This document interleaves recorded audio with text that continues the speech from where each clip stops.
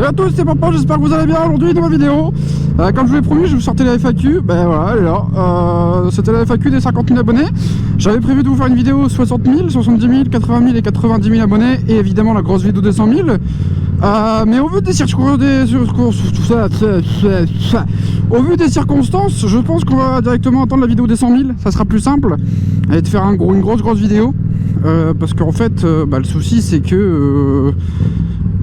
je suis déjà à 90 000. À l'heure où je vous parle là, on a dépassé les 90 000. Donc vraiment merci à tous, merci à tous les nouveaux qui sont là, et merci surtout à ceux qui suivent depuis le début. Ça fait vraiment plaisir, ça fait vraiment chaud au cœur d'être autant soutenu. Merci pour la vidéo, tous les retours que vous avez eu envers moi et ma femme, envers ma femme et moi. C'est pas poli, envers ma femme et moi pour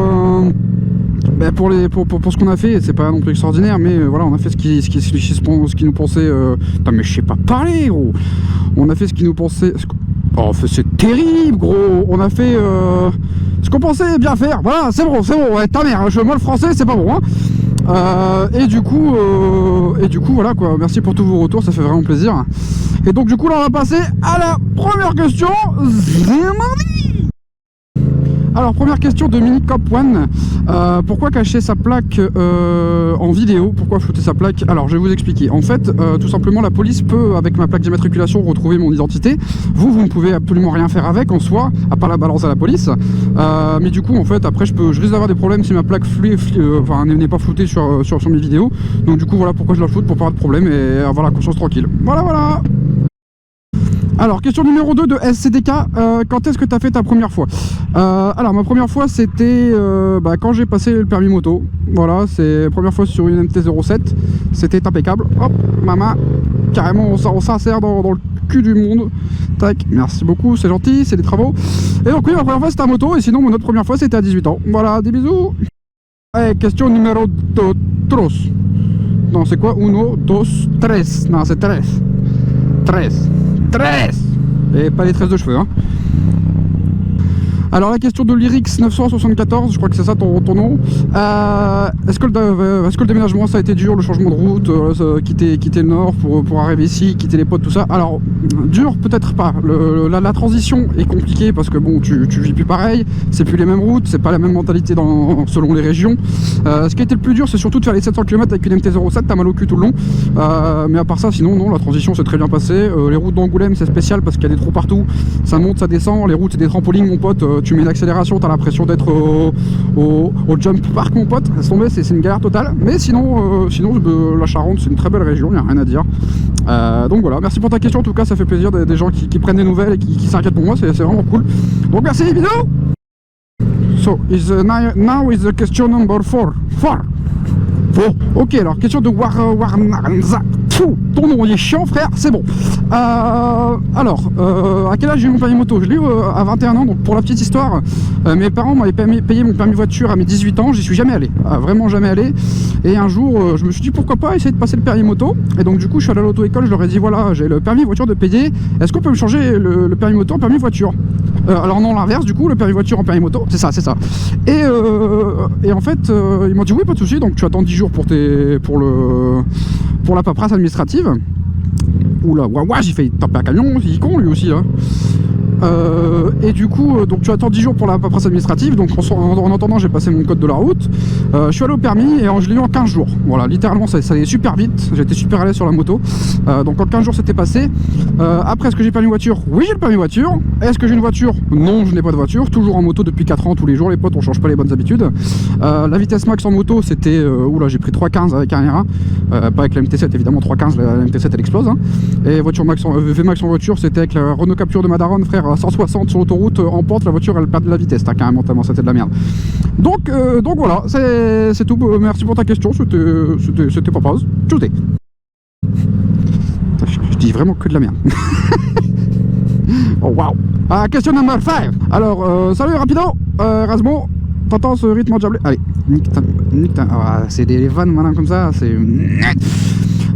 Donc pourquoi je fais de la moto? Est-ce que je suis passionné et est-ce que j'ai d'autres passions dans la vie? Alors oui, je suis passionné moto, quand même, quand on roule tous les jours depuis 4 ans en moto et qu'on tord les MT en deux, qu'on met des wheelings dans ses morts, le genou au sol et tout.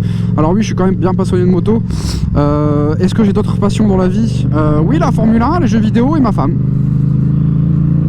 Donc voilà, parce que j'ai dit ma femme parce que là elle est en train de me souffler les questions dans l'intercom, sinon je l'aurais pas dit, hein. Mais t'as capté. Bisous mon amour, je t'aime. Voilà, merci pour ta question frérot. Question number 6, comme ça. Salut Julio, ta question est super intéressante. Quelle est ma moto de rêve? Alors, faut savoir que demain, je rêverais d'avoir un R1. Un R1M, évidemment, le R1 classique, c'est pas assez, donc un R1M, c'est bien.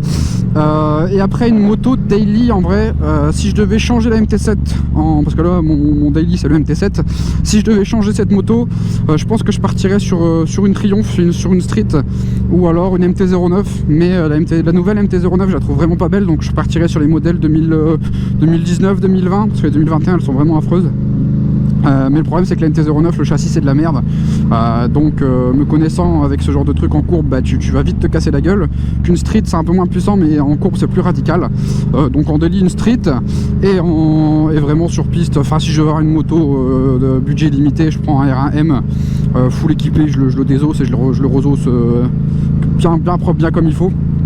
Donc voilà, merci pour ta question. Tchuss. Salut Explorateur Show, merci pour ta question. Alors, MT-07 en A2, non, je suis en full depuis 2 ans je crois. Je suis en full depuis un petit moment déjà. Et donc du coup quand j'étais bridé, c'est une bride à la cartographie. Il faut savoir que les MT-7 sont bridés à la poignée entre 2014 et 2016 je crois, jusqu'au 2016 elles sont bridées à la poignée, certaines à la cartographie. Et à partir des modèles de 2017 c'est une bride à la cartographie et aux injecteurs. Enfin injecteurs, non, la boîte à air pardon, c'est la boîte à air pardon, je dis des conneries. Donc c'est une bride carto boîte à air et du coup là elle est en full, elle est reprogrammée, donc je sors un peu plus que les chevaux d'origine. Donc c'est vraiment une très bonne moto en full, il n'y a pas besoin de plus en vrai, avec les lois de maintenant de toute façon il n'y a pas besoin de prendre plus qu'une MT-07 en full, c'est pour ça que je garde la MT. Et je vais répondre à une question, même si elle n'est pas dedans, arrêtez de me demander si je vais changer de moto. La MT-07 elle est là, elle reste là. Pour l'instant il n'y a aucune moto, si je change de moto un jour, de toute façon je vous le dirai même pas si je change de moto. Et si je change de moto, vous aurez une belle annonce sur la chaîne, vous inquiétez pas. Donc voilà. Comment vous faites pour transporter vos courses à moto, tout ça? C'est un turlupine qui dit. Alors comment on fait? Tu prends comme ça, tu t'écartes, tu laisses de la place entre ton pubis et ton réservoir. Et là en fait tu peux mettre ce que tu veux. Après évidemment tu prends un sac à dos, c'est plus pratique. Et si tu as une petite femme qui a une voiture, et ben, tu vas avec ta petite femme avec la voiture et puis tu fais des courses. Voilà. Mais sinon oui ça m'arrive de faire des courses à moto et du coup j'ai un sac à dos assez grand où je peux mettre pas mal de choses dedans.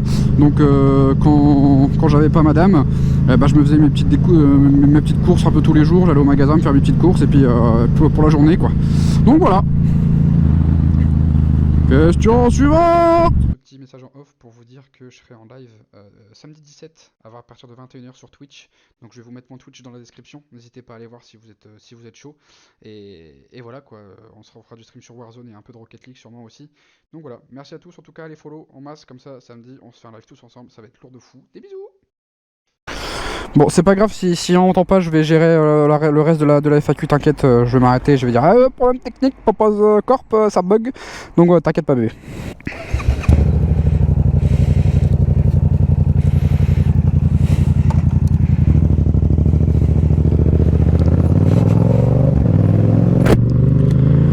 Et voilà, maintenant du coup on va passer à la dernière question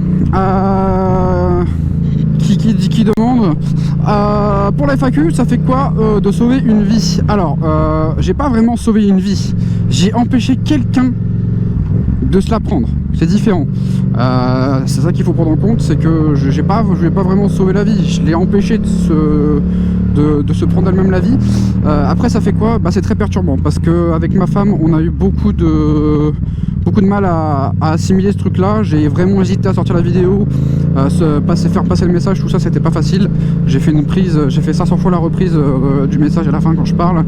Ça m'a pris vraiment énormément de temps à faire, c'était pas évident. Donc voilà, beaucoup de gens disent oui, on voit la plaque de la dame, on voit des fois son entreprise, sa voiture. Oui c'est vrai, d'accord, c'est vrai, on a vu ces plaques. J'ai essayé de reflouter derrière, bon voilà, c'est le refloutage n'est pas très beau, mais c'est ce que j'ai fait. Beaucoup de gens qui me disent tu devrais supprimer la vidéo. non, je ne supprimerai pas la vidéo parce que j'ai voulu faire passer un message. Tu dis oui, mais cette dame a peut-être des problèmes, tout ça. Actuellement, cette dame n'est pas une victime. C'est pas une honte de vouloir en finir avec sa vie. Beaucoup de gens en arrivent là, malheureusement. Et moi, ce que je veux faire passer comme message, c'est que dans ces situations-là, vous n'êtes pas seul. Vous êtes accompagné. Il y a plein de gens qui sont là pour vous aider. Donc, faites-vous aider, faites-vous accompagner. Il y a plein de gens qui sont là pour ça, pour vous soutenir. Donc vraiment, n'hésitez pas à parler aux gens. N'ayez pas peur de parler aux gens. C'est clairement ça qu'il faut faire. Donc voilà, c'était Papa, j'espère que la vidéo vous aura plu. Donc n'hésitez pas à lâcher un petit pouce bleu, à mettre vos petits commentaires. Évidemment, c'était encore une FAQ comme la première. Éclater sa mère, gros. Tout est freestyle, mais on est chez Papa. Bienvenue chez moi, c'était Papa, je vous kiffe, des bisous.